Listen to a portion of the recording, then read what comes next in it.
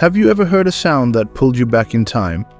A note, a hum, a faint reverb that made you feel something you can't explain? That's nostalgia. Not just memory, but memory wrapped in emotion. And it's one of the most powerful tools in music.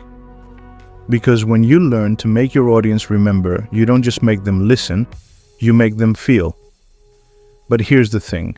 Nostalgia isn't about vintage plugins or lo-fi textures.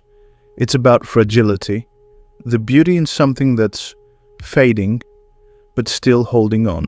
I remember this one night, I was sitting in the studio, headphones on, playing an old detuned piano loop I'd recorded years ago. It was slightly off-pitch, the timing was messy.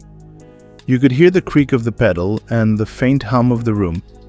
And yet, it was the most alive thing I'd heard in months. It reminded me of a time when I made music without deadlines, without the pressure to post, without the noise of comparison. That's what nostalgia in sound design is, not a preset, a feeling. What nostalgia sounds like. If emotion had a tone, nostalgia would sound like a detuned piano, a whisper of tape hiss, a reverb tail that fades just a little too long, like a conversation that ended but still echoes in your head. It's not perfect, it's worn. It's the sound of time doing what time does. Soften, blur, fade, but never erase. When I design nostalgia into a track, I'm not trying to sound old, I'm trying to sound human. Every imperfection, every flutter, every crack, it's a reminder that something beautiful once existed, and maybe still does. There's actually a reason nostalgia hits so hard. When we hear certain tones, soft tape noise, detuned harmonics, or even specific frequencies, our brains associate them with older recordings, older times, older selves. That sound texture triggers memory recall, even if we don't know what the memory is. A slightly out-of-tune piano tells your subconscious, this is something real, something lived in. That's why when you hear a film cue that feels nostalgic, you don't just hear it, you feel like you've been there before. The goal isn't to recreate the past, it's to remind your audience that the past still lives inside them. Let's break it down. If you want your track to ache the way a memory does, here's how to start. 1. Start with imperfection. Play your part on a real instrument if you can. Don't quantize, don't auto-tune. If you're using MIDI, humanize the velocity. Let it breathe unevenly.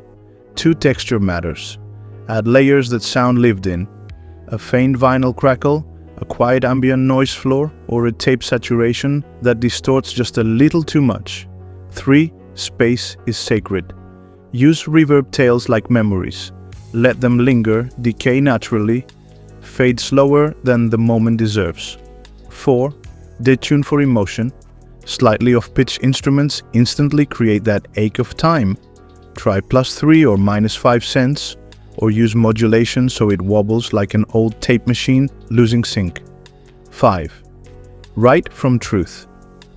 This might sound cliché, but nostalgia isn't just about sound, it's about story. Write something personal, a chord progression that feels like something you lost, a melody that feels like something you never said. The human layer, why it's so powerful. Nostalgia connects us because it's honest. It admits something most of us are afraid to say out loud. I miss who I used to be. And that's okay. In a world obsessed with newness and perfection, nostalgia is rebellion. It's the courage to not move on so fast. To sit in the ache, to say, this matters. When I build emotional storytelling tracks, for artists or filmmakers, that's what I'm really doing. I'm building sonic memory, something that reminds them of where they came from or what they still feel. It still echoes. There's a phrase I always think about when I'm mixing nostalgic music. It still echoes.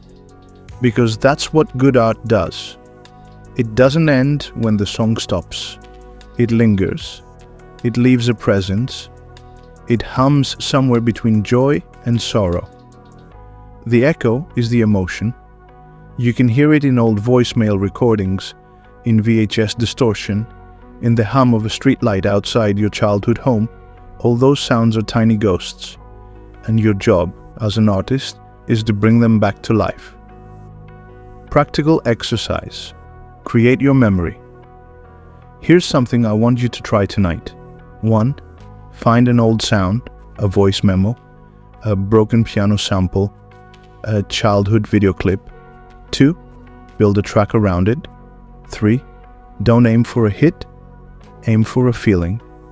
Write it like you're trying to remember something that's fading.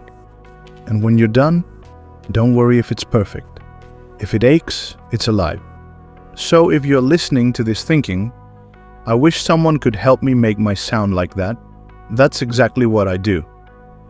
I help artists and filmmakers turn emotion into sound. If you have a story, a scene, or even just a memory you can't let go of, let's build its soundtrack together. You can find the link in the description, whether it's a full custom track or my free cinematic starter pack. Because at the end of the day, every song is a memory waiting to echo, and your story deserves to be heard.